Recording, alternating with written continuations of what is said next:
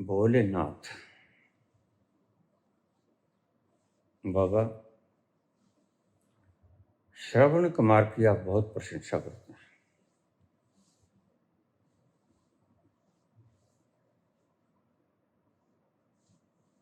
क्यों? श्रवण कुमार ने अपने माता पिता की इतनी सेवा क्यों की?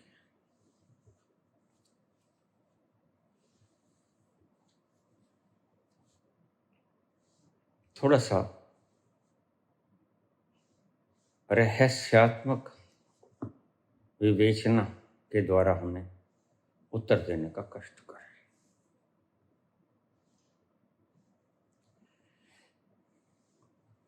श्रवण कुमार के माता पिता शांतनु और माता ज्ञानवंती किसी अरण्य प्रदेश में रहा करते थे। उन्हें भगवान पे बड़ा भरोसा था और वो दिन भर रात नारायण नारायण पुकार करते रहते। जिंदगी में सब कुछ था, चाहतें ज्यादा न थीं और जरूरतें कभी ज्यादा होती भी नहीं।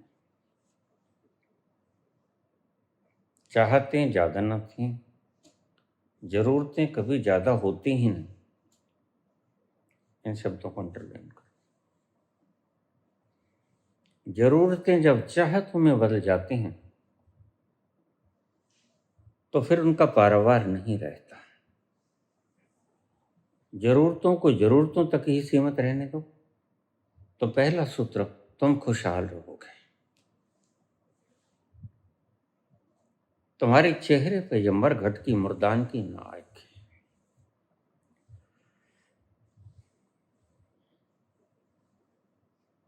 बड़े प्रेम से परमात्मा का स्मरण करते हुए अपने दिन व्यतीत कर रहे थे, लेकिन जिंदगी में एक कमी थी। कमी ये थी कि उनके कोई संतान न थी।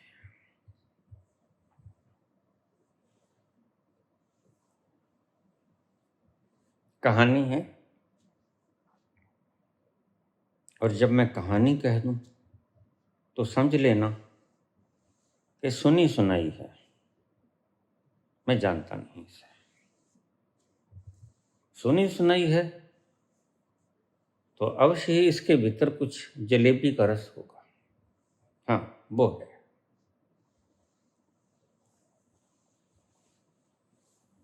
कहानी कभी झूठी सच्ची नहीं होती। कहानी के भीतर कुछ ऐसा रहस्य छिपा होता है जो तुम्हें कहानी के जरिए बताना होता है। जैसे बच्चों को कहानियां अच्छी लगती हैं, कभी इतने मैच्योर नहीं हुए कि सत्य को समझ सके बुद्धि से। विवेक अभी जागरण नहीं हुआ है।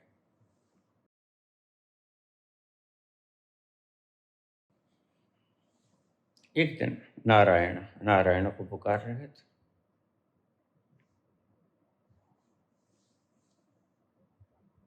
और वहां से नारद गुजरे। नारद को नारायण शब्द बड़ा प्यारा है। उनका देखें तो ये अरण्य प्रदेश में कौन रहता है? आकाश मंडल से नीचे आए, देखा ज्ञानवंती और शांतनु दोनों गुहार लगा रहे थे पपीहे की तरह, नारायण नारायण।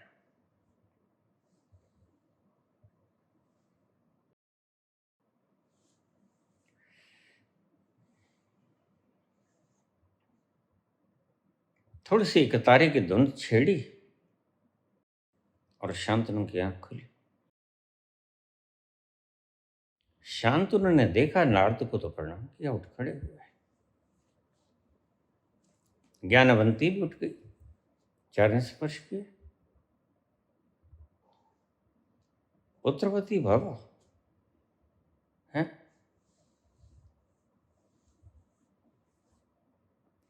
नारद ने कहा, पुत्रवती भव। ज्ञानवंती ने उसकी चरण स्पर्श किया। संतों का आशीर्वाद गाहे बगाहे ले लेना चाहिए। यही अमूल्य धरोहर है जो पैसे से खरीदी नहीं जाती। इसलिए पुराने जमाने में अक्सर गृहस्थ व्यक्ति संत को पदार्थ मुहैया कराता और उसके फलस्वरूप सिर्फ संत आशीर्वाद देता, और आशीर्वाद से अमूल्य कोई चीज नहीं होती। ध्यान रखना, आशीर्वाद दिखता नहीं। और इस संसार में सत्य देखोगे तो जो चीजें दिखती नहीं, जैसे एटम दिखता है, वो चीजें ज्यादा प्रभावी होती हैं, शक्ति संपन्न होती हैं। जो अदृश्य है उससे ज्यादा शक्ति संपन्न और कुछ भी नहीं। परमात्मा भी तो अदृश्य है, कहाँ दिखाई पड़ता है? इन चरम चक्षुओं से दिखाई नहीं पड़ता। तो ज्ञानवंती ने चरण स्पर्श किया। नारद ने कहा, पुत्रवती भव।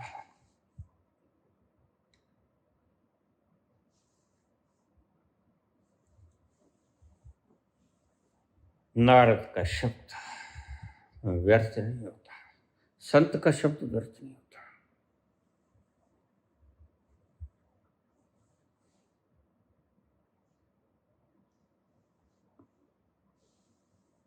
नारद की बात फिर सुन लो। नारद शब्द का अर्थ था न आर्त। जहां पर आर्त नहीं, आर्त स्वर में तुम्हारा मन को दुखी नहीं होता। जहां कोई दुखड़ा नहीं, न आर्त, न आर्त, नार्त, नार्त बिगड़ बिगड़ के नारद हो गया। जहां पर कोई तकलीफ नहीं, वहां जो पहुंच गया वह नारद हो गया।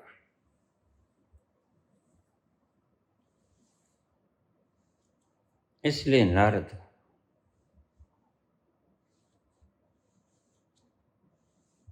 सर्व भूलोक में, त्रिलोक में और सर्वलोकों में घूमते रहते हैं। वो कहीं भी जा सकता है। अखंड ईश्वर की इस सृजना में वो कहीं भी विचरण कर सकता है। वह दुखी नहीं होता, न आर्त न आर्त।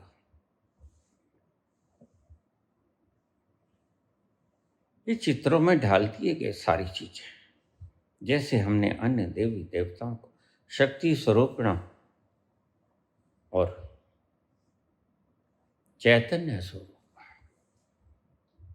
भगवान कृष्ण और मां दुर्गा को चित्रों में डाल दिया।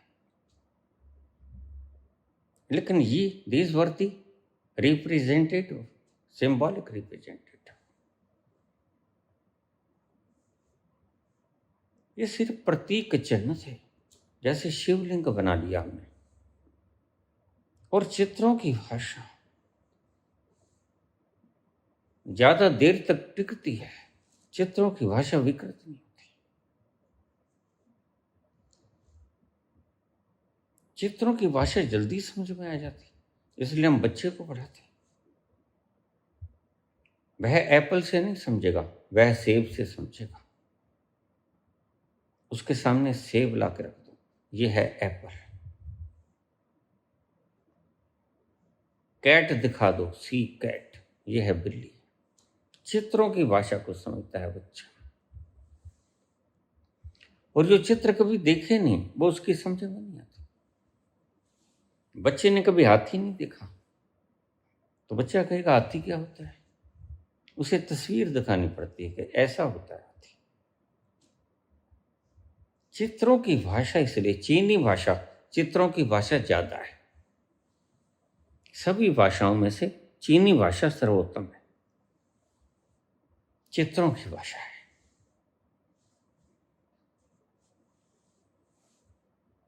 ज्ञानवंती ने हाथ जोड़े, शांतनु ने हाथ जोड़े, प्रभु आपने हमारी मन की व्यथा छीन ली, आपने मन की व्यथा हल कर दी। यही कमी थी एक। हमारी संतान नहीं थी, और आपने हमें पुत्र रत्न का वरदान देके निहाल कर दिया। मैं कृतकृत्य भयो, कृतकृत्य हो गया मन। कल्याणमस्तु कह के नारद चले गए। नारद अखंड अखंड धाम, यह जो परमात्मा की सृजना है, यहां तक कहीं भी जा सकते हैं।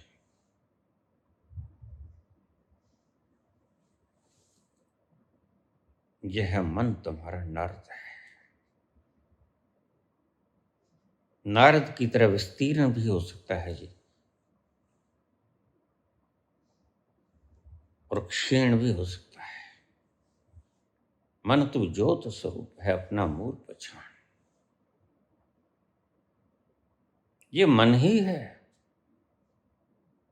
जिसके खोने से तुम पहुंच जाओगे अखंड में, और ये मन ही है जिसके होने से तुम दुख को संभालोगे अपने हृदय में। मन ही के कारण सब उपद्रव हैं, उन मन ही के कारण सब शांति है। मन खो जाए तो तुम हो जाओ, और मन हो जाए तो तुम खो जाओ। इस सिद्धांत को आप अंडरलाइन कर लो। मन खो जाए तो तुम हो जाओगे, और मन हो जाए तो तुम हो जाओगे। ये छोटा सा सिद्धांत तुम्हें उस असीम में धकेल सकता है। नारद चले गए।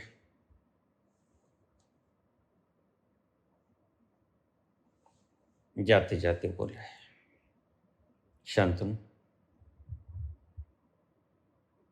एक बात सुनो मेरे, मैंने तुम्हें आशीर्वाद तो दे दिया, तुम्हारे मुकद्दर में था नहीं,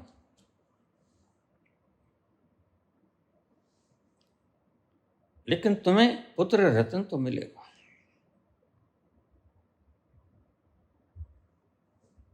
संत के गहरे अंशों से निकला हुआ प्रसाद व्यर्थ नहीं होता, लेकिन उसकी कीमत चुकानी पड़ेगी तुम्हें। बोलिए भगवान, क्या कीमत होगी? तुम्हें अपनी आंखें खोनी होंगी, तुम अंधे हो जाओगे। प्रभु, अगर हम अंधे हो गए तो बच्चे को पाल कैसे सकेंगे? नारद ने कहा, जब तक वह संभल न जाएगा तुम ठीक रहोगे। 8 वर्ष तक, 8 वर्ष के बाद तुम अंधे हो जाओगे, ठीक है? तो आपको शास्त्रों में ये कहानी मिलेगी कि बाद में अंधे हुए। कोई कहेगा जन्मांध अंधे थे, लेकिन सत्य ये है कि जन्मांध अंधे नहीं थे। अंधे हुए बच्चे के कारण।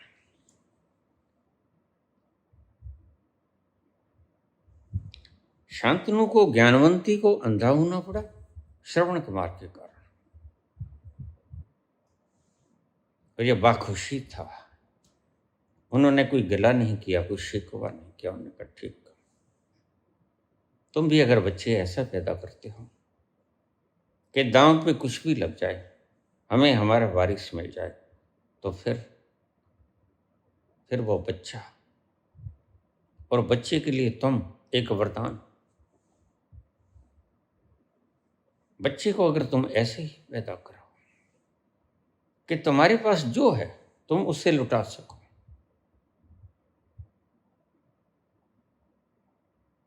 फिर बच्चे का दायित्व भी बनता है कि बच्चा भी तुम्हारे लिए सब लुटा सके। आज घरों में यही झगड़े हैं। जिनके एक से ज्यादा बच्चे हैं बड़ी मुश्किलात में होते हैं, क्योंकि बराबर बांटा नहीं जाता। जब 2 हुए तो तुमने फर्क किया, कौन सेवा करता कौन नहीं करता।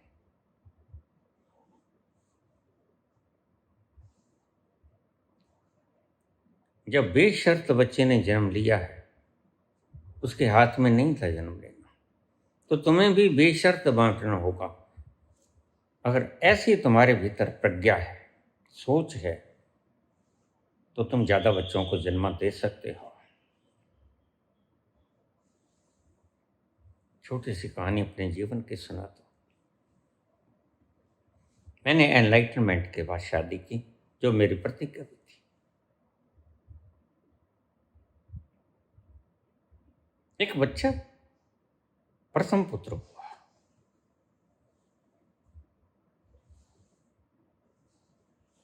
तो मैं अपने चचा के पास बैठा था।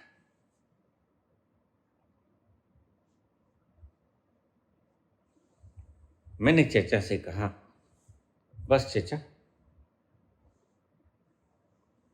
एक ही बच्चा काफी है।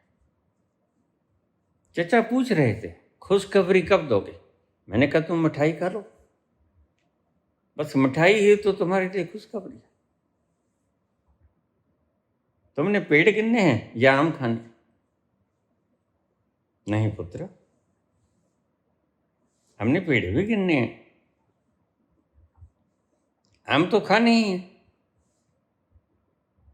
मैंने कहा, चचा, एक पुत्र बहुत होता है, अगर सेवा करे तो श्रवण कुमार एक ही था।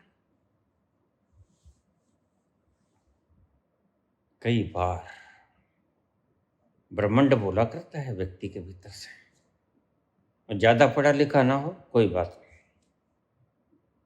ज्यादा समझदार ना हो, कोई बात नहीं, उम्र छोटी हो बड़ी हो तुमसे, कोई बात नहीं, लेकिन ब्रह्मांड बोला करता है। उसने एक शब्द आज तक मेरे हृदय में गूंज रहा है। मैं भी तुमसे कहता हूं। मेरे चचा ने मुझसे कहा, बेटा, एक आंख का क्या मीचना और क्या खोलना।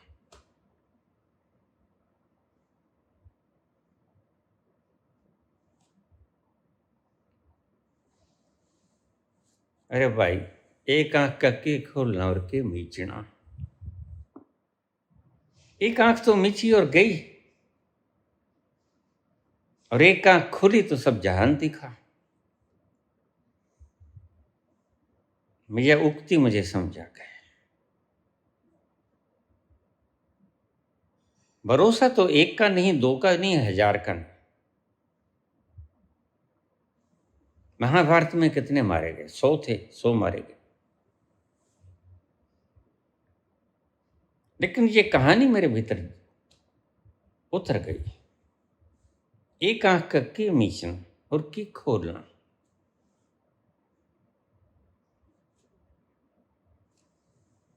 दूसरा बच्चा पैदा हुआ, दूसरा पुत्र हुआ, और वही हुआ। कई बार ब्रह्मांड बोला करता है, और मैंने ब्रह्मांड की आवाज को पकड़ लिया। तुम भी ब्रह्मांड की आवाज को पकड़ लिया करो। कभी कभी ब्रह्मांड सीधे नहीं, किसी के जरिए से आवाज देता है।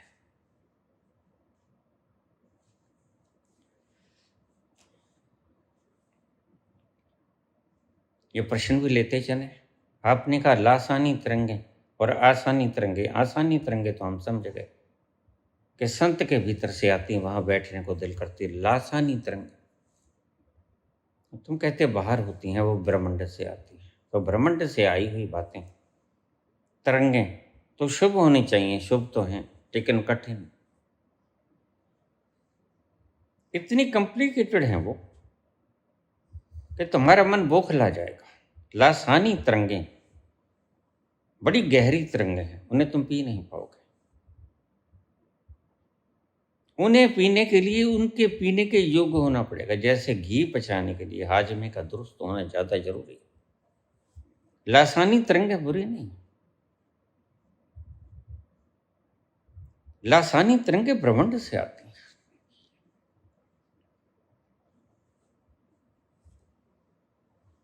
अन्यथा तरंगे कहां से आती हैं? लासानी तरंगे बाहर हैं, क्योंकि बाहर से सीधे तुम्हारे ऊपर पड़ती हैं, और उनको तुम पचा नहीं पाओगे, क्योंकि तुम्हारा हाजमा नहीं। इसलिए एक दिन के बच्चे को अगर तुम गरिष्ठ चीज पिला दोगे, वह बीमार हो जाएगा, और जिंदगी भी दांव में लग सकती है। इसलिए छोटे बच्चे को गरिष्ठ भोजन मत दो। तुम गरिष्ठ भोजन पीने के योग्य नहीं हो, इसलिए लासानी तिरंगे तुम यहां लेके आते हो तो पजल हुए आते हो।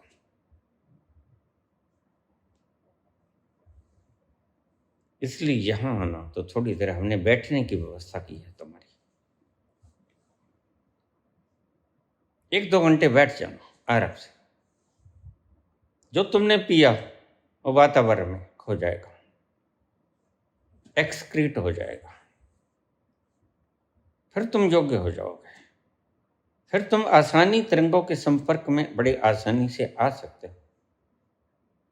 फिर तुम्हें पीने की क्षमता हुई, तुम्हारा हाजमा दुरुस्त हुआ।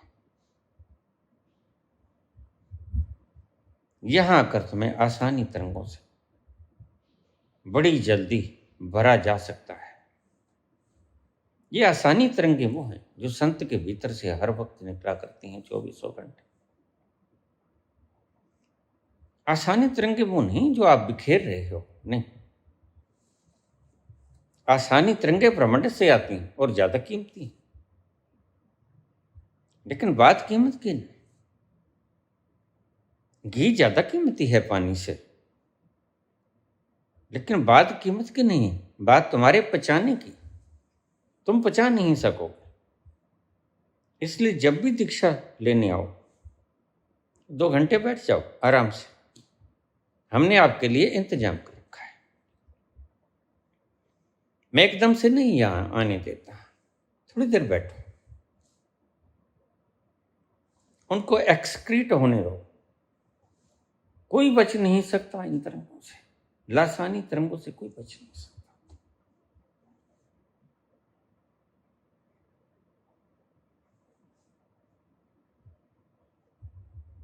तो जब तुम इनको एक्सक्रीट करके यहां पर आओगे तो तुम्हें आसानी तरंगों को पीने में सुविधा आएगी और मुझे दीक्षा देने में बड़ी सुविधा आएगी।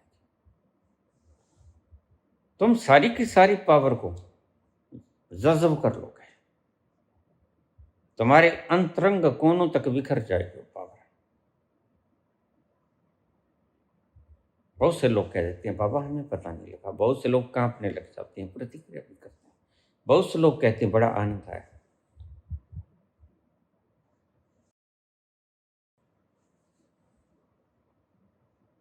इस चीज का ख्याल मत करना कि कुछ होगा कि नहीं होगा। चीज सबको बराबर में बंटती है। मैं कभी किसी से छुपा कर नहीं रखता, सभी को बराबर में बांटता हूं। क्यों? मेरे लिए कोई दूसरा नहीं रहा। मेरे लिए सभी मैं हूं। वो किसी भी रूप में तुम मेरे पास आ जाओ, सभी मैं। और जो व्यक्ति उन अनंत फैलाव में फैल गया उसी के लिए सब मेरा हो गया। जब सब मेरा हो जाता है तो तुम परिसीम अपरिसीम ब्रह्मांड हो जाते हो। तुम्हारी कोई सीमा नहीं रहती।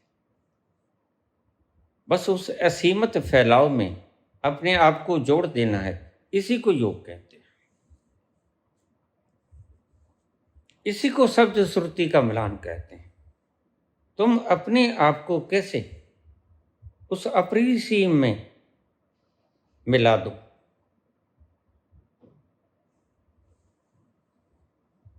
इसलिए मैं अक्सर उदाहरण देता हूं कि समुद्र को किसी भी कोने से वहां से पानी निकाल के तुम पियोगे तो उसका स्वाद कैसा होगा? नमकीन। नमक तुम्हें दिखता है? नहीं दिखता है। ऐसे ही तुम कहते हो परमात्मा है। सिर्फ समुद्र को देखकर कह देते हो नहीं है नमक, जबकि नमक इसके कण कण में गहरे तक बिखरा हुआ है। नमक पानी की बूंद बूंद में नमक है। समुद्र को कहीं से भी चख लो, नमकीन होगा। बिल्कुल इसी तरह वो जरे जरे में है लेकिन नमक नजर नहीं आता। उसको अलग करने की प्रोसेस है। थाली में भरो, सूरज के सामने रखो, वाष्प बन जाएगा पानी, लेकिन नमक पानी में था ये तब पता चलेगा तुम्हें जब पानी इवेपोरेट हो गया। और NaCl इवेपोरेट नहीं होता। ध्यान रखना, तुम्हारा अहंकार गल जाएगा, वाष्पीभूत हो जाएगा। NaCl बच जाएगा, वह कभी मरता नहीं। वह पानी के वाष्पीभूत होने से कहीं नहीं जाता। वह वाष्पीकरण नहीं होता उसका, वह बच जाएगा, थाली में बच जाएगा नमक। तब तुम्हें पता चलेगा कि हाँ, पानी में नमक था।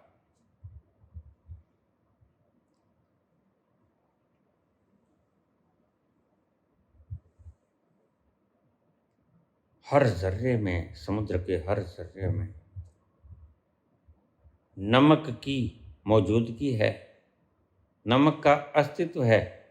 लेकिन तुम कहोगे हमें नेत्रों से दिखता नहीं, तो दिखेगा नहीं। इसके लिए किसी विशेष प्रोसेस की आवश्यकता होती है। नमक और पानी अलग अलग हो जाए, लेकिन है वो कण कण में। समुद्र के कण कण में नमकीन पानी है, और नमक के बिना जिंदगी का स्वाद भी नहीं होता। एक परमात्मा ने तुम्हारा शरीर बनाया, बिना नमक के नहीं बनाया। तुम शरीर के खून का विश्लेषण करोगे तो हर जर्रे में तुम नमक की मात्रा पाओगे। नमक जीवन है इस हिसाब से जैसे परमात्मा जीवन है सृष्टि का। नारी चले गए, श्रवण कुमार बड़ा हो गया, उसके माता पिता अंधे थे, स्वेच्छा से अंधे हुए थे। चाहते तो नारद को कह सकते थे, नहीं, हमें अंधापन स्वीकारना है। औलाद के लिए स्वेच्छा से अंधे हुए। एक दिन राजा के पास गए, दशरथ के दरबार में गए। वहीं उसी प्रदेश में वो रहते थे, उसके माता पिता, अरण्य प्रदेश में।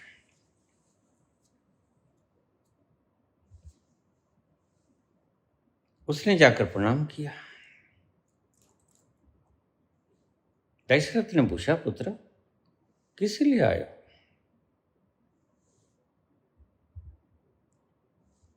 श्रवण कुमार ने सारी व्यथा कहते, मेरे माता पिता अंधे हैं। हे राजन, आपके दरबार में बड़े सिद्ध योगी, देवतुल्य ऋषि रहते हैं। मुझे उनसे पूछ के बताइए कि उनके अंधेपन का क्या इलाज है।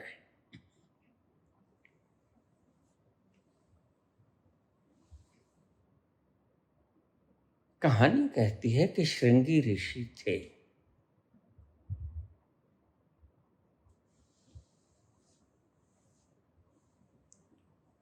श्रृंगी ऋषि ने कहा, हे नवयुवक,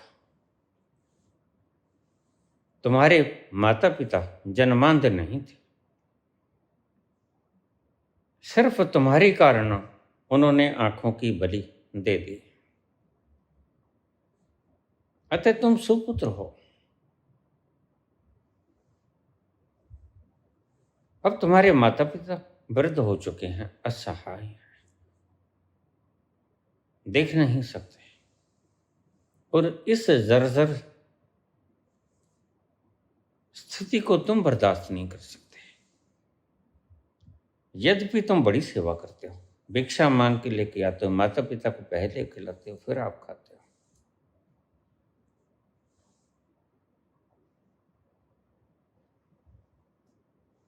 उनके बढ़ापे की सचमुच तुम सहारा हो, लाठी हो। और ये जो प्रश्न तुमने पूछा, यह औलाद के लिए मायने रखता है। मेरे माता पिता कैसे ठीक हो जाएं, ये तो बाद में पता चला श्रवण कुमार को कि ये अंधे शुरू में नहीं थे, बाद में हुए और तुम्हारे कारण हुए। जब श्रृंगी ऋषि ने ऐसा बोला कि तुम्हारे कारण हुए,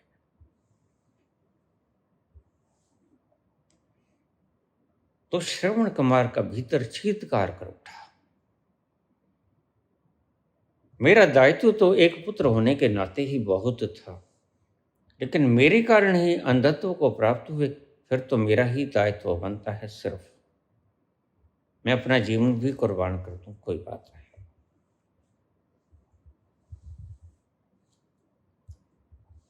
तो श्रृंगी ऋषि ने कहा, अगर तुम अपने माता पिता को सभी तीर्थ स्थानों की यात्रा करवा दोगे तो उनका अंधत्व नष्ट हो जाएगा। अब यहां समझना बात को, मनुष्य अंधा है। एक सतर पे जाके बोलता है, ज्ञान विहीन व्यक्ति अंधा ही तो हुआ करता है। और श्रृंगी कहते कि इस अंधेपन का एक ही इलाज, तीर्थ से स्नान करो तो इनका अंधापन दूर हो जाएगा। किस तीर्थ की बात करते हैं श्रृंगी ऋषि जैसे महान संत? उस भीतर के तीर्थ की बात करते हैं, जिसे बाबा नानक कहते हैं, तीर्थ नावा जे तिस पावै बिन पानी की नहाई कर। यहां तो बाल्टी से मैं नहा सकता हूं, लेकिन उस तीर्थ के ऊपर तो उस दिन स्नान करूंगा जब उसकी इच्छा होगी। तीर्थ नावा जे तिस पावै बिन पानी की नहाई करे। अगर वो नहीं चाहता कि मैं उस तीर्थ पे स्नान करूं, फिर दूसरा स्नान तो मैं रोज करता हूं, उसका कोई फायदा नहीं। वह तीर्थ का स्नान जो तुम्हें ज्ञान चक्षु दे जाता है, ये समझना। चरम चक्षु के लिए नहीं कह रहे। श्रृंगी ऋषि जैसा महान ऋषि चरम चक्षु के लिए कह भी ना पाएगा, उसके लिए ज्ञान चक्षु ही महत्वपूर्ण है। श्रृंगी कहते हैं, नवयुवक, तुम्हारी व्यथा को मैं अच्छी तरह समझता हूं। अपने माता पिता की सेवा करो, तुम्हारे कारण अंधे हुए हैं, लेकिन अगर तुम उनका अंधापन मिटाना चाहते हो तो उनको तीर्थों का सेवन करो। तीर्थ को स्नान करने के बाद उनका अंधापन मिट जाएगा। तुम भी अगर भीतर चले जाओगे, उस तीर्थ पे स्नान कर लोगे, तो तुम्हारा भी ये अंधापन नष्ट हो जाएगा। तो मानते हो? तुम मूर्तियां बनाते हो, मंदिर बनाते हो, मस्जिदें बनाते हो, उस विराट की जो सीमाओं में बांधा नहीं जा सकता,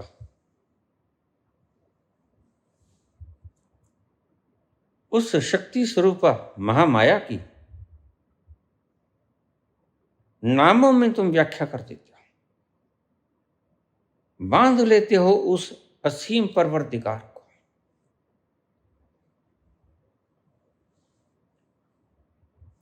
लेकिन श्रृंगी ऋषि कहते,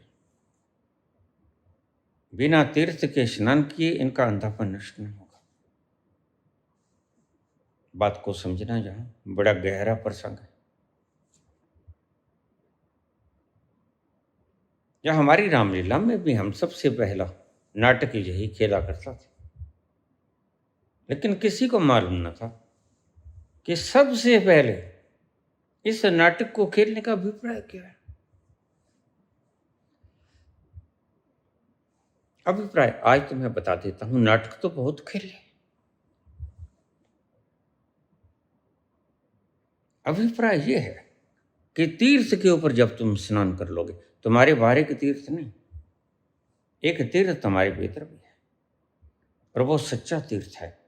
तुम्हारे तीर्थ तो यहाँ आज हैं कल मिट जाएंगे,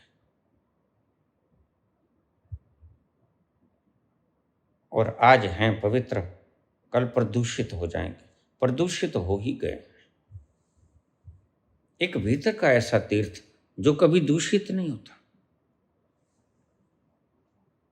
वहां जब तक तुम नहीं जाते तब तक ये आकांक्षा ही मत करना कि मेरा अंधापन नष्ट कैसे हो जाए। अंधापन है मोह माया के कारण। ये मेरा, ये मेरा, ये तेरा, ये मैं, ये सब अंधापन है। All the illusions are the basic cause or your blindness. All the illusions are the basic cause of your blindness. तुम्हारे अंधापन का कारण तुम्हारी सभी भ्रम है। ये शरीर मैं हूं, ये पदार्थ मेरे हैं, घर बंगला मकान मेरा है, ये पुत्र पौत्रादि मेरे हैं। यह अंधापन ही तुम्हारा सही अंधापन गिना जाएगा। नेत्रों से मात्र अंधा होना तो कुछ भी नहीं होता,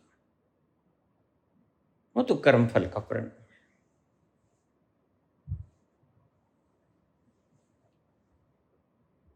जो नेत्रों से अंधा है लेकिन भीतर के ज्ञान चक्षु खुल गए, उसे अंधा मत जानिए। सच में तो तुम अंधे हो,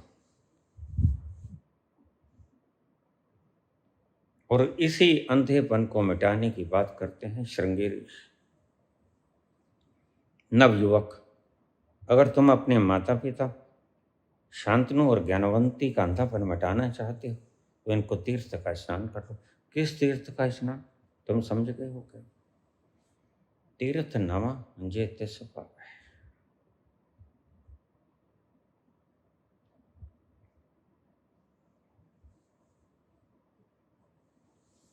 अब देखिए कहानी कितना सुंदर मोड़ लेती है।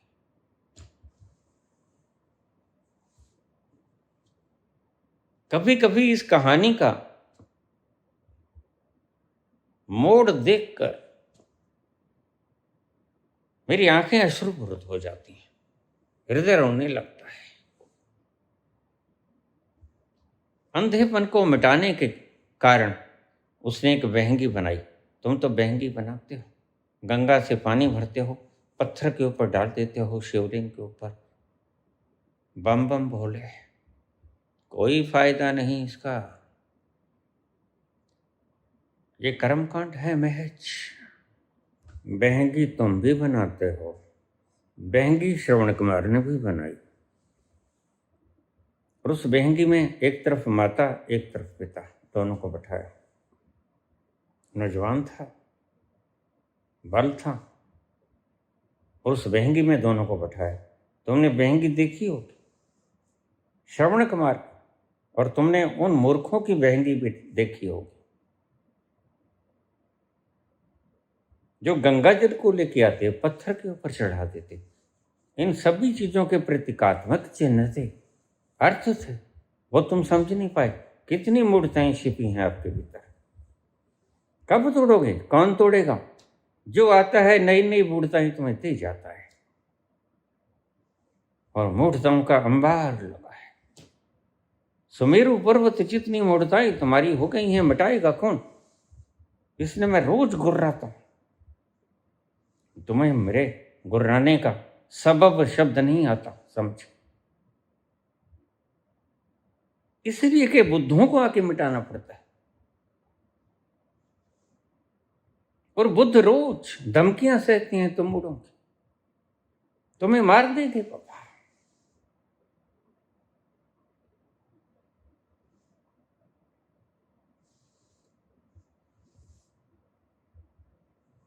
मूर्ख मूर्खताओं को फैलाती। अभी कल एक मूर्ख कह रहे थे, नामदेव जी बिना माता पिता के, बिना पिता के जन्मे। कमाल हो गए। आज तक वैज्ञानिक खून का निर्माण नहीं कर सके। तुम्हारे गुर्दे जैसे गुर्दे नहीं बना सके, तुम्हारे जिगर जैसा जिगर नहीं बना सके, खून नहीं बना सके, स्पर्म नहीं बना सके, अंडाणु नहीं बना सके। क्या खाक बना सकते हो तुम? उड़ते हुए जहाज बना सकते हो, सिर्फ वो भी परमात्मा के नियमों के अधीन, उनके नियमों के बाहर नहीं।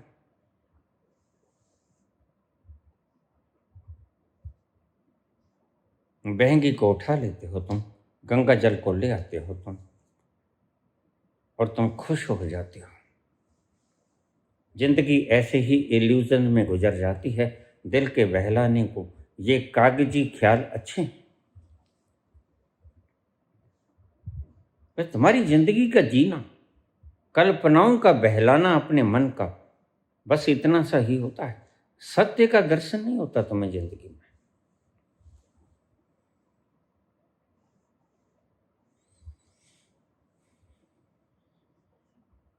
बहंगी उठाई, चले तीर्थ यात्रा कराने के लिए। कहानी कहती, सरयू के किनारे पे आ गए, प्यास लगी। माँ बाप कहने लगे, पुत्र श्रवण, प्यास लगी। हाँ पिताजी, ला देता हूँ। बहंगी वहीं रखी, जाके पानी भर रहे थे। एक मटकी थी छोटी सी, जब सरयू में से पानी भरने लगे तो गड़गड़ाहट हुई। दूर खड़े दशरथ के कान खड़े हो गए, अवश्य ही कोई हिरण है।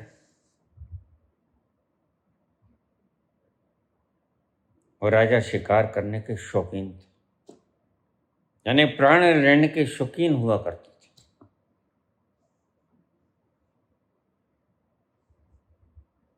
तुम मुझसे पूछ लेते हो मांसाहार करना पाप है या पुण्य? तुम्हारे तथा कथित भगवान के पिता शिकार करते थे। दशरथ शिकार करने निकले, यानी जीव हत्या करने निकले हैं, और तुम मुझसे पूछते हो जीव हत्या करनी पुण्य है या पाप है? रसोई घर में कीड़े मच्छर मकोड़े मर जाते हैं, क्या करें बाबा?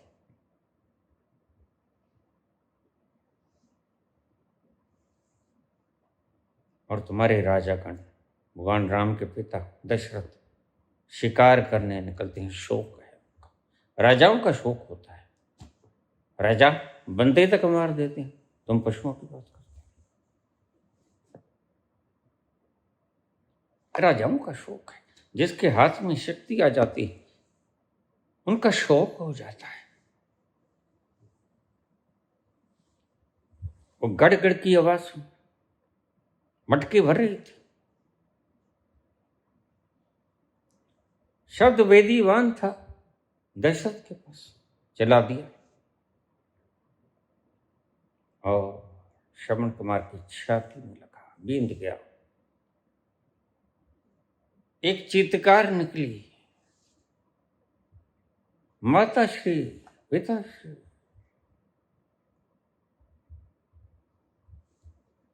और गिर पड़ा श्रवण कुमार, चिल्ला के गिर पड़ा, तड़पने लगा। आवाज सुनी तो जब दशरथ भागे, देखा नौजवान तड़प रहा है, समझ आया कितना बड़ा पाप कर दिया मैंने।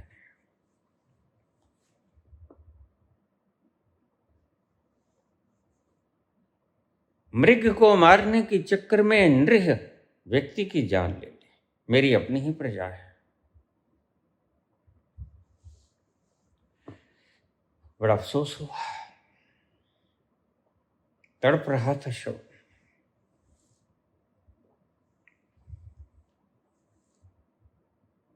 श्रवण कुमार के पास बैठ गया, घुटने टेक के बैठ गया, क्षमा कर दो। उसने कहा जो हो गया उसके लिए क्षमा का कोई अर्थ भी नहीं रह जाता। मैं बचूंगा नहीं, लेकिन मेरा एक काम कर दो, इस पानी को ले जाओ, मेरे माता पिता को पिला दो, वो प्यासे हैं, मैं उनकी प्यास बुझाने के लिए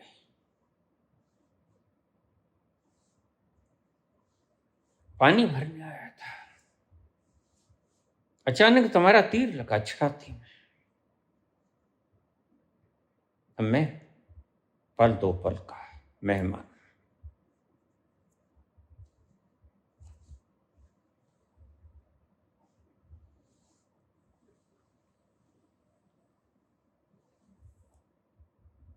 मेहमान यहाँ पल दो पल का, मेहमान यहाँ मालूम नहीं पहचान कहाँ। पल दो पल का मेहमान यहाँ मालूम नहीं पहचान कहाँ। पल दो पल का। बस पता नहीं मैं कहाँ हूँ। ये अंधेरा सा छाना लगे है आंखों के सामने, कुछ दिखता नहीं, पहचान में कुछ आता नहीं। तुम कौन हो? क्या मुझे मारने वाले हो? हाँ पुत्र, मैं इसी प्रदेश का राजा दशरथ, तुम्हारा प्रजापालक, और मैंने ही तुम्हारा घात किया है। तो शमन कुमार बोले कि मेरे प्राण निकल रहे हैं, मेरे प्यासे माता पिता को पानी पिला दो और उनको मेरी मृत्यु का समाचार भी सुना दो।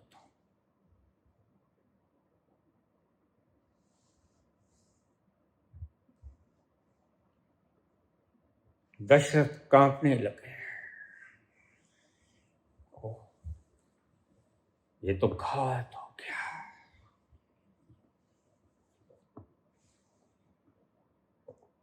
दशरथ की आत्मा चीत्कार कर उठी, महापाप हो गया। दो अंधों का एक सहारा, तीर्थ यात्रा के लिए निकला, प्यासे माँ बाप के लिए पानी लेने आया, तुमने ये क्या किया? उसकी अपनी ही आत्मा उसे दुत्कारने लगी। ध्यान रखना, जब तानाशाह इतने पाप कमा लेता है तो उसकी आत्मा भी उसे ऐसे ही धिक्कारती है। उसकी आत्मा भी उसे कहती है तुम मर जाओ, तुम जीने की योग्यता नहीं रखते। जिस प्रजा ने तुम्हें अपने अंग अंग काट के दिए थे, तुम उन्हीं का घात करने लगे। उसकी आत्मा रोने लगती है और वह कांपने लगता है। इसलिए हिटलर दे कमिटेड सुसाइड।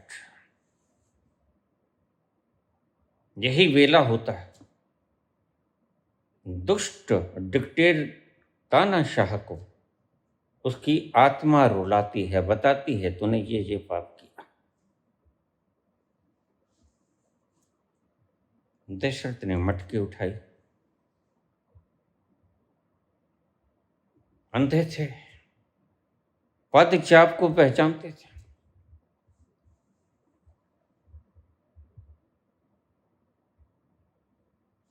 दशरथ बोले, आवाज बदल के बोले, लेकिन पहचान नहीं आता।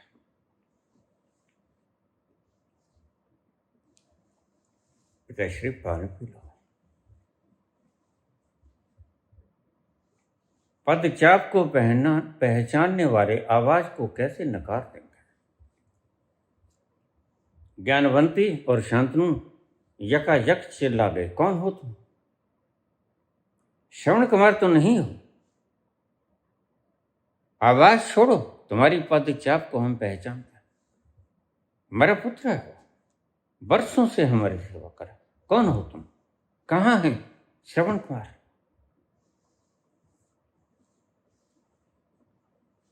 प्यासे माता पिता ने सारी कहानी सुनी।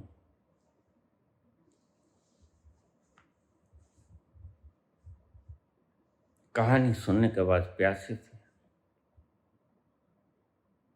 पुत्र वियोग में प्राण त्याग दिए और प्राण त्यागने से पहले श्राप देते हैं। इसलिए मैं कहता हूं किसी की आत्मा को इतना मत सता देना।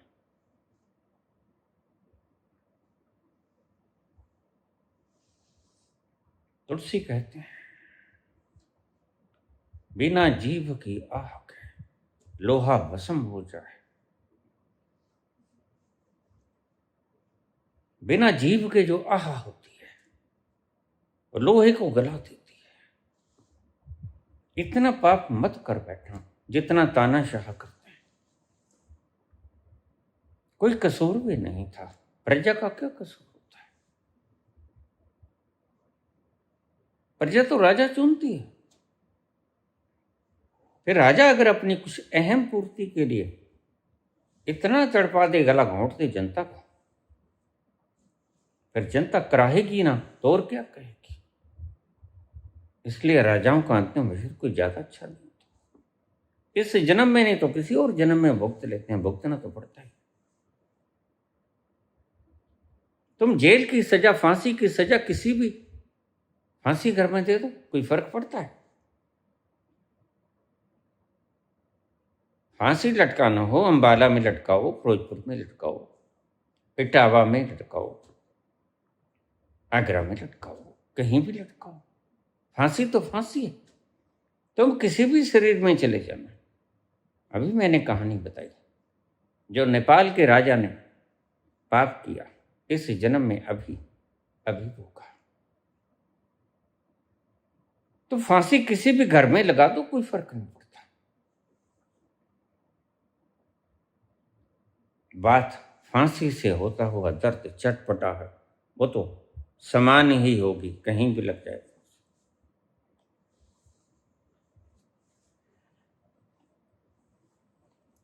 श्राप दिया कि हे राजन, जैसे हम आज पुत्र वियोग में तड़प रहे हैं, तुम भी किसी दिन आएगा एक ऐसा दिन कि तुम भी पुत्र वियोग में तड़पेगा। पुत्र वियोग में तड़प तड़प के अपना प्राण दे देगा।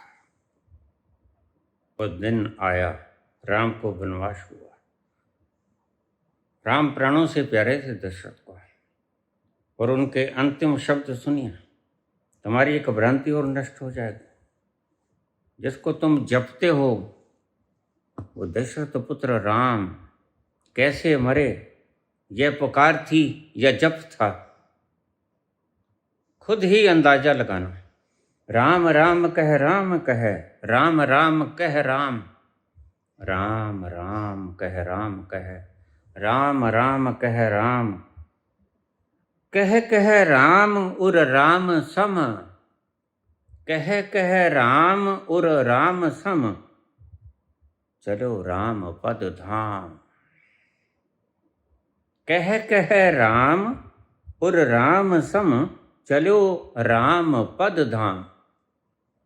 दशरथ भी राम राम कहते हैं। राम राम कह राम कह, राम राम कह राम, यह पुकार थी या जप था, ये बताओ। और इस राम राम को कहते कहते यह हृदय से कहा गया था। राम राम कह राम उर,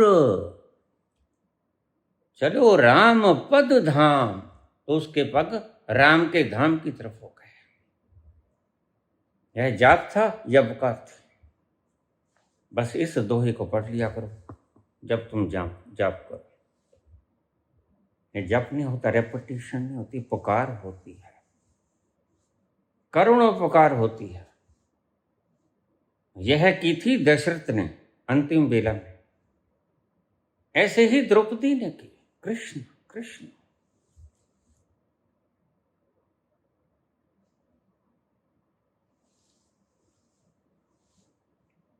तुम तो जपते हो, रिपीट करते हो, राधा राधा राधा।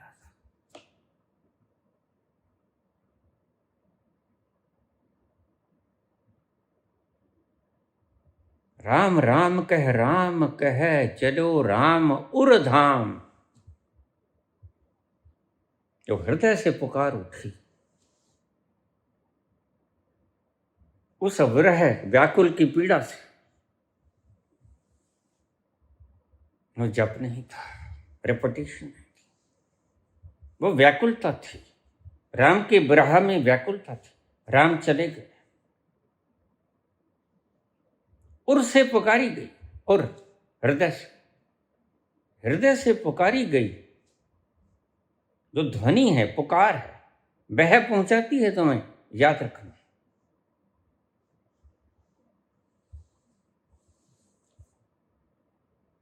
इसलिए मैं रोज कहता हूं, इन मूर्खों ने तुम्हारे हाथ में माला देकर उसे गिनती योग्य, उस असंख्य को गिनती योग्य बना दिया, उस असंख्य को संख्या में ला दिया। कह कह राम उर राम सम, कह कह राम उर राम सम, चलो राम पद धाम, उसके धाम पे चला गया।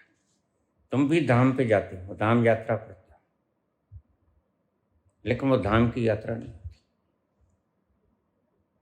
देखिए, और कोई याद नहीं आया, और कोई याद नहीं आया, तो यहां मुझे कृष्ण की एक बात याद आती है, अनन्याश्चिंतो मां। बस दूसरा याद ना आए, अनन्या भाव से मैं ही याद आऊं। कृष्णा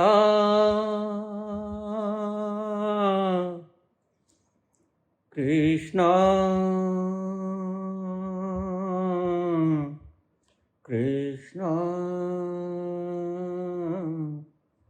हरे हरे। यह पुकार तुम्हें पहुंचाती है, यह पुकार तुम्हें ले जाती है उस अज्ञात लोक में जहां उसका निवास है। ऐसे ही राम राम पुकारा दशरथ ने, राम राम तुम भी करती हो रोज।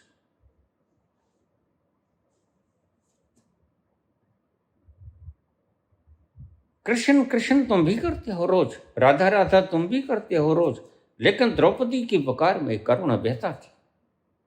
उसकी पुकार करुण गाथा का एक गायन था, जो अंतस के प्राणों से प्रस्फुटित हुआ था।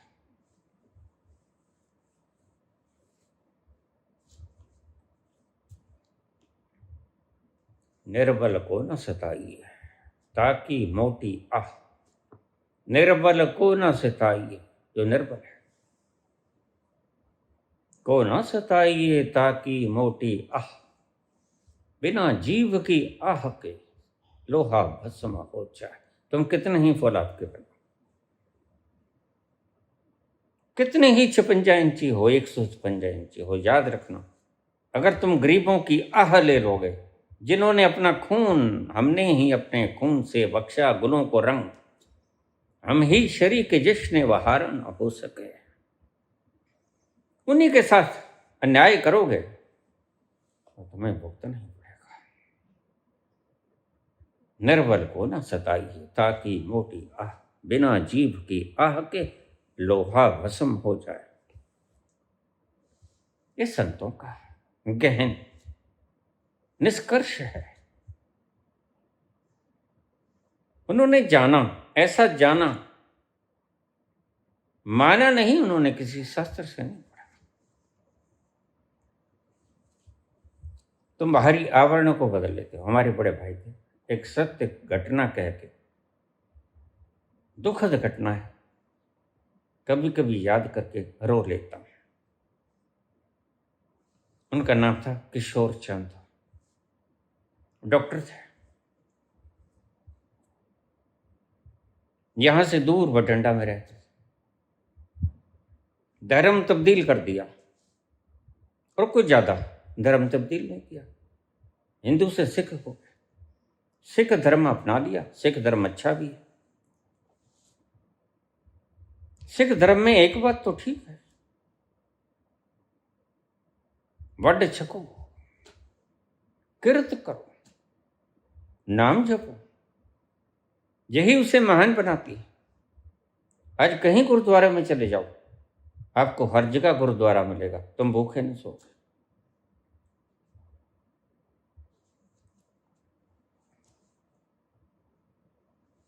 तुम्हें सोने की जगह मिलेगी, तुम्हें खाने को भोजन मिलेगा। पूछ लेना, जहां भी जाओ, जहां कोई गुरुद्वारा है, बेहिचक रुक जाना, तुम भूखो न सोओगे। यही नानक का धर्म कहता है। और मेरे भाई किशोर चंद ने, डॉक्टर थे, नाम बदल लिया, केसर सिंह रख लिया, किशोर चंद से। पहले हिंदू थे, किशोर चंद थे, सिख हो गए, केसर सिंह रख लिया। उनका एक पुत्र हुआ, बड़ा सुंदर, सुशील मूर्ति, भगवान बुद्ध जैसा सुंदर, नूर चेहरे से छलकता था, बड़ी बड़ी आंखें, सुंदर कृष्ण जैसी आंखें। और जब वो अपने जूड़े को बांध लेते तो कोई भी नजर लगा देता उन्हें, इतना सुंदर था। इन मूर्खों के चक्कर में फंस गया। सत्य घटना है, हृदय रो रहा है, लेकिन बता रहा हूं।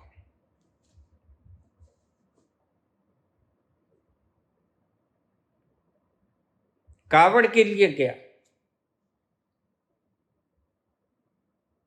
हरिद्वार, कावड़ भर के लेके आनी, भगवान शंकर के ऊपर चढ़ाएंगे जल। बठिंडा से चला, बहुत दूर चला गया, ज्यादा दूर न था, अब तो हरिद्वार पास ही था। रास्ते में एक सरोवर पड़ता था। ये कावड़ दो तरह की होती है, एक खड़ी कावड़, एक सोई कावड़। खड़ी कावड़ में दो व्यक्ति जाते हैं, एक रात को सो जाता है, एक कावड़ को लेके खड़ा रहता है। ये है तो सर्कस और कुछ नहीं।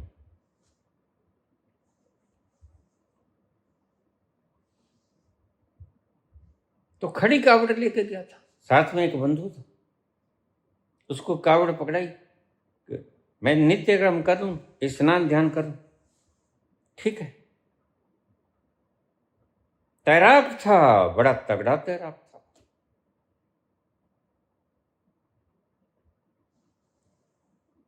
वस्त्र उतारे और कूद गया सरोवर में। लेकिन सरोवर के नीचे झाड़ फूस पड़े थे, कंटीले झाड़ फूस, गहरा था सरोवर, लेकिन तैराक भी बड़ा तगड़ा था।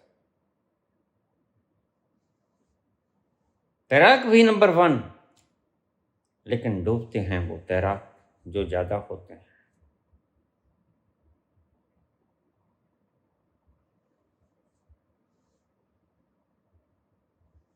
पूरा मनोबल था, गोता लगा दिया, केस खुल गए, लंबे लंबे केस थे, घुटनों तक आते केस, इतने लंबे।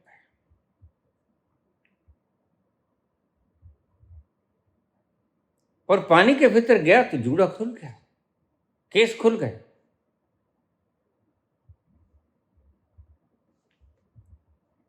और वो केस उस जाल में फंस गए जो भीतर कांटों का।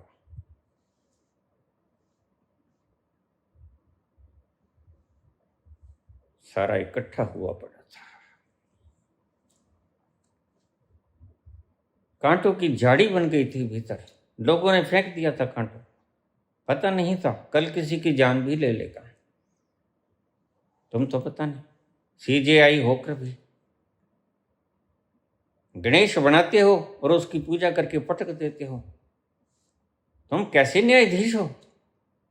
तुम्हें पता नहीं यह विकृत करेगा, यह रंग सेहत के लिए हानिकारक है। विदेशों में ऐसा करके दिखाओ ना। तुम अगर चीफ जुडिशियल हो गए तो मालिक तो नहीं हो गए। थोड़ा समझ है कि नहीं है? और गणेश पूजा करते हुए अपना दृश्य दिखाते हैं, देखो कितने महान हैं, हम गणेश की पूजा करें। और पूजा करने के उपरांत इन्हें पटक देंगे बाहर। हर साल तुम देखते हो सरस्वती विसर्जन, गणेश विसर्जन। ये क्या है? इन पाखंडियों ने हिंदुस्तान का बेड़ा गर्क कर दिया।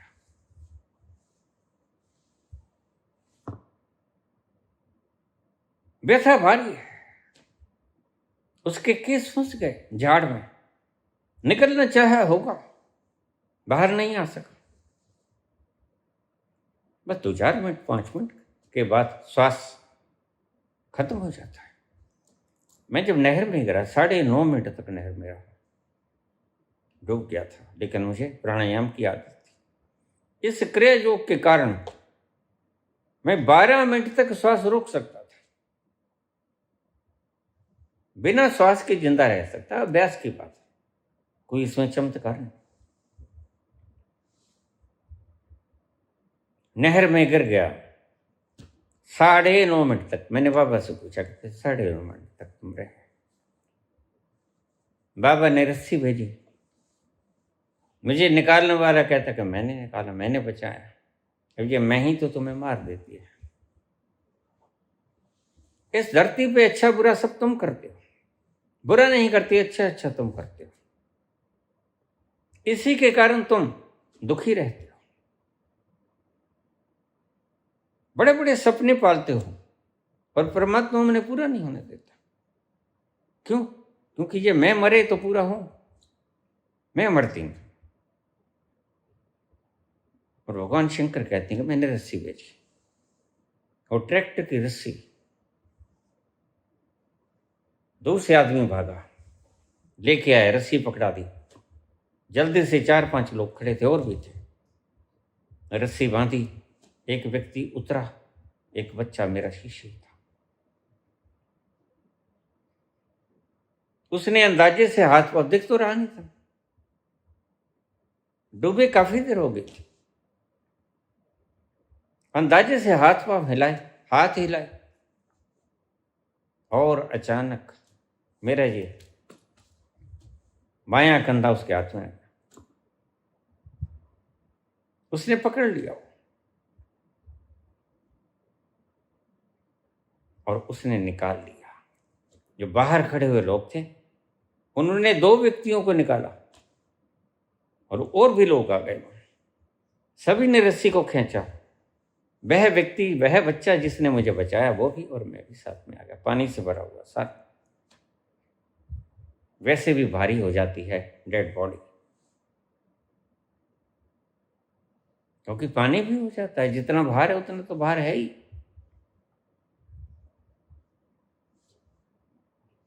मेरी हार्ट बीट बंद थी, लेकिन अचानक शुरू हो गई,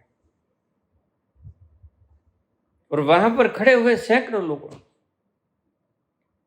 आसमान की तरफ हाथ उठाया, हे परवरदिगार, तू रहम और करीम है।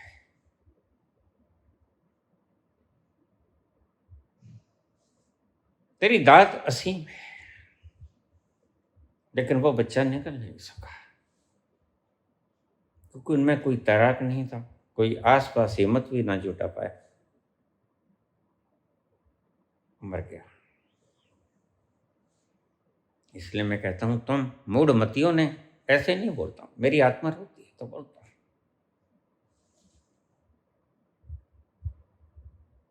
मेरा वो प्यारा भतीजा सदा सदा के लिए गायब हो गया,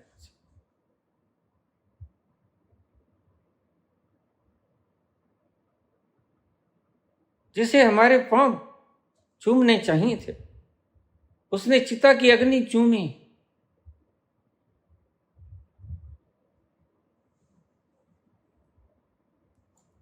धर्म तो बदला, लेकिन मान्यताएं कहाँ बदली। काश ये मान्यताएं भी बदल लेते। बाबा ने 100 बार कहा, तीर्थ स्नानों पे मत जाना, मत लेके आना इन कांवड़ों को। पत्थरों पे पानी गिराने का कोई फायदा नहीं, वो गंगा जल हो या साधारण जल हो। इनके कारणों को समझो, इनके भीतर कुछ रहस्य छिपे पड़े हैं, जलेबी के रस की तरह। लेकिन तुम मूर्ख बने ही रहोगे, मैं जानता हूं। तुम्हें उबारने वाले मर जाएं, चले जाएं, विदा हो जाएंगे। कितनों को तुमने विदा कर दिया, कितने और विदा हो जाएंगे, लेकिन तुम मूर्खताओं को नहीं छोड़ पाओगे।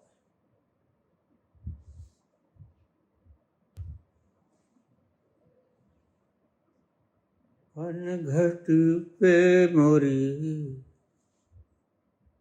बैया मरो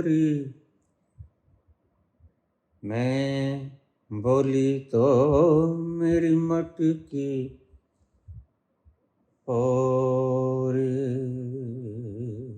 मैं बोली तो मेरी मटकी पोरी। पनघट पे मोरी भैया मरोरी, मैं बोली तो मेरी मटकी फोरी, मैं बोली तो मेरी मटकी फोरी। पैया परूं करूं मैं बिनती पर, पैया परूं करूं मैं बिनती पर। एक न मानी ओ मोरी रे,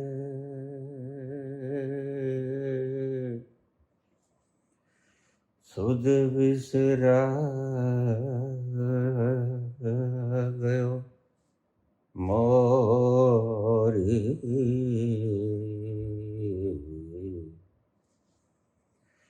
ओ काला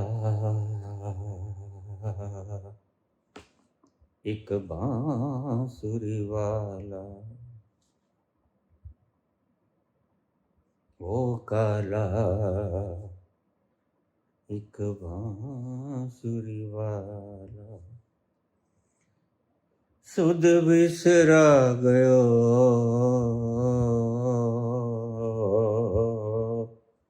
मोरी रे, सुध बिसरा गयो मोरी। ओ काला ओ काला ओ काला ओ काला एक बांसुरी वाला।